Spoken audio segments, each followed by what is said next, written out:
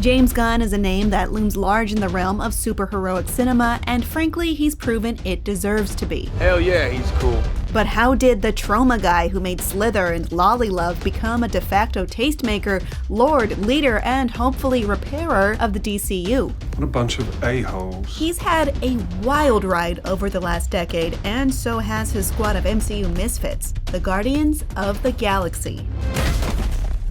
Mantis, look out! They went from a group of flawed a-holes trying to become better versions of themselves to an honest-to-goodness family not held down by their pasts. What was happening to the Guardians on screen was a reflection of the drama going on IRL. So here's how Guardians of the Galaxy Volume 3 became James Gunn's final MCU film, and how the series is his own personal statement. He says, welcome to the frickin' Guardians of the Galaxy. Only he didn't use frickin'. It's pretty easy to sniff out the biggest turning point. It's Guardians of the Galaxy Volume 1. Thank you.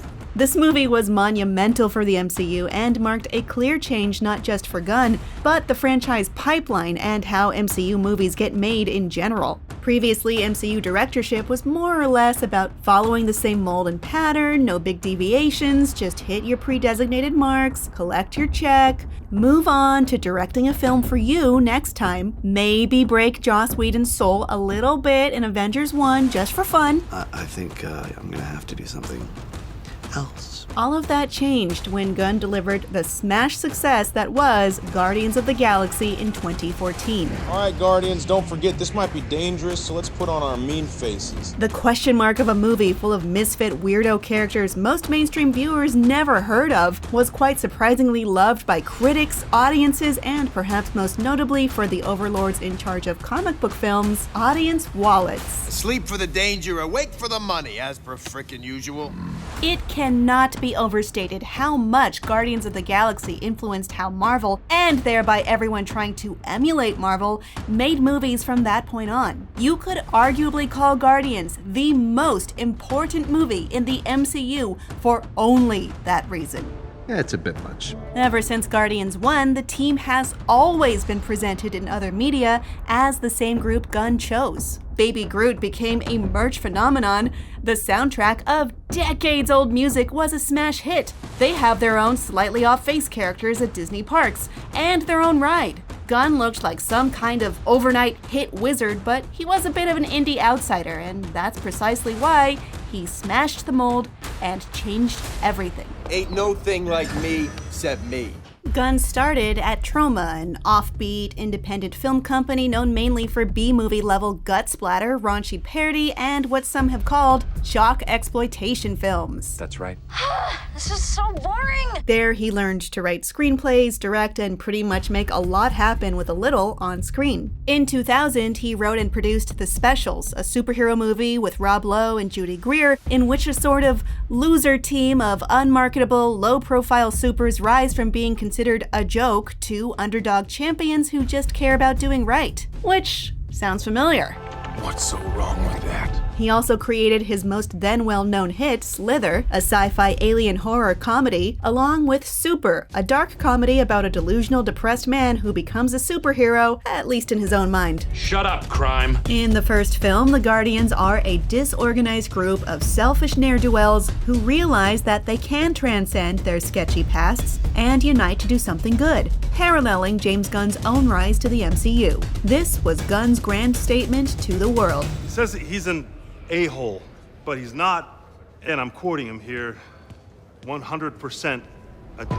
Though these later films aren't Troma movies and were much higher budget, they very much operated in that same "f you and your rules, we're making a weird cool movie" independent spirit. A spirit that really refreshed the rigid method that was. You can easily see the DNA of earlier indie pieces in Guardians Volume 1 and the choices that sealed Gunn as a visionary. And that unique voice continued on in 2017's Guardians of the Galaxy Volume 2, albeit even less constrained than ever. My father would tell the story of impregnating my mother every winter solstice. That's disgusting. It was beautiful. He earned the ability to sing his song without getting told no in endless studio noting phases, which, yeah, good for him. Hell yes. Volume 2 follows the Guardians, this found family, as they learn that they don't necessarily need to have their destinies decided by where they came from. He may have been your father, boy, but he wasn't your daddy.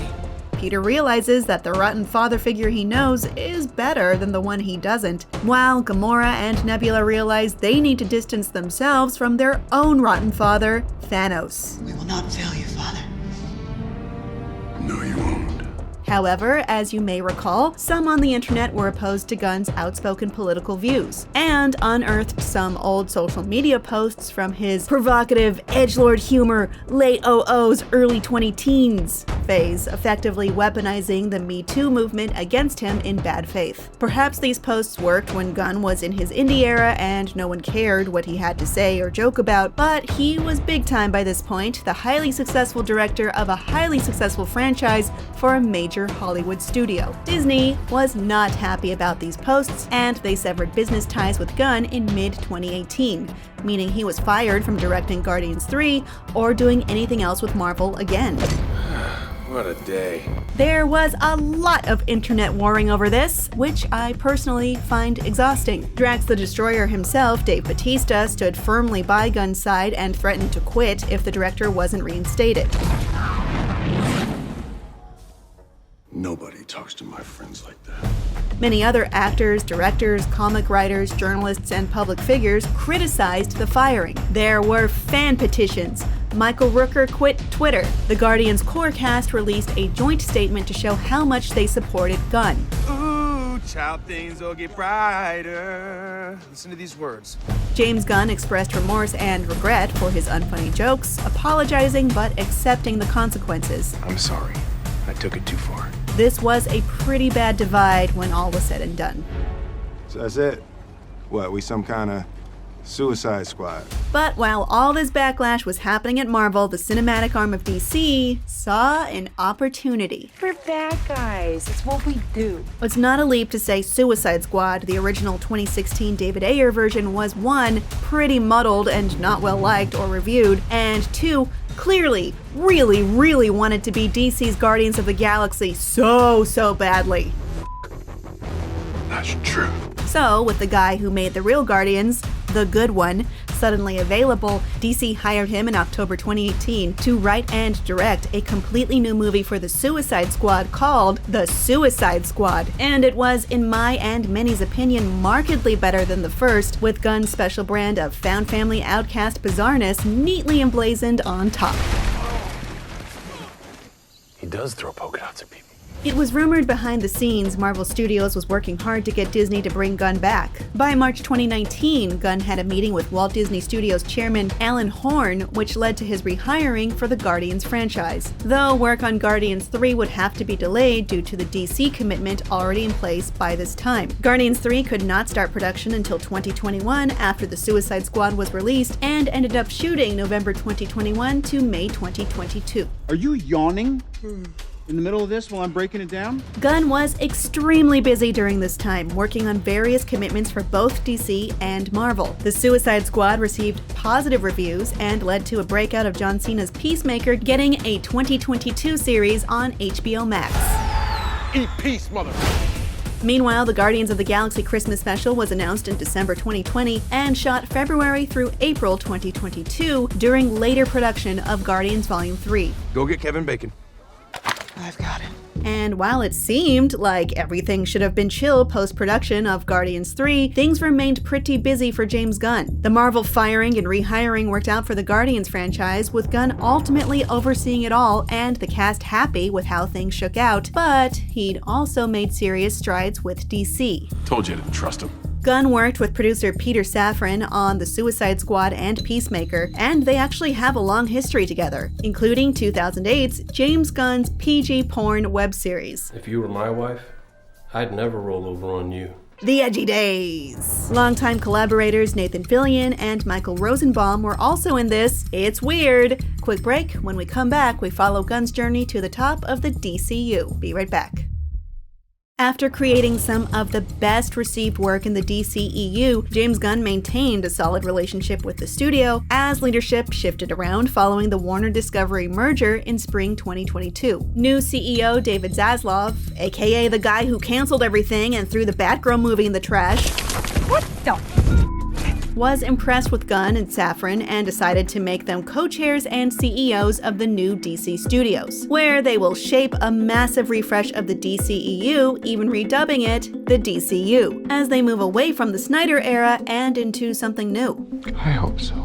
Gunn took on the position in November 2022 and will be exclusive to the studio once his Disney Marvel commitments are complete. Get over it. In January 2023, Gunn and Safran revealed the upcoming slate for the DCU, including Superman Legacy, written and directed by Gunn alongside Batman the Brave and the Bold, an HBO series Lanterns, including Hal Jordan and Jon Stewart characters, a Swamp Thing movie, the Authority movie, a Booster Gold series, Creature Commandos as an animated series, and no Dwayne Johnson as Black Adam nor Henry Cavill as Superman.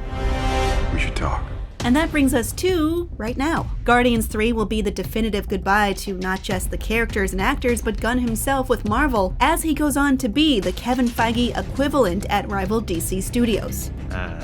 It's been a long, indie, internet trolley, hired, fired, I quit now, tumultuous road, but it seems Gunn got the most out of it with a game-changing imprint at Marvel and a massive rise in creative power at DC. Is that better?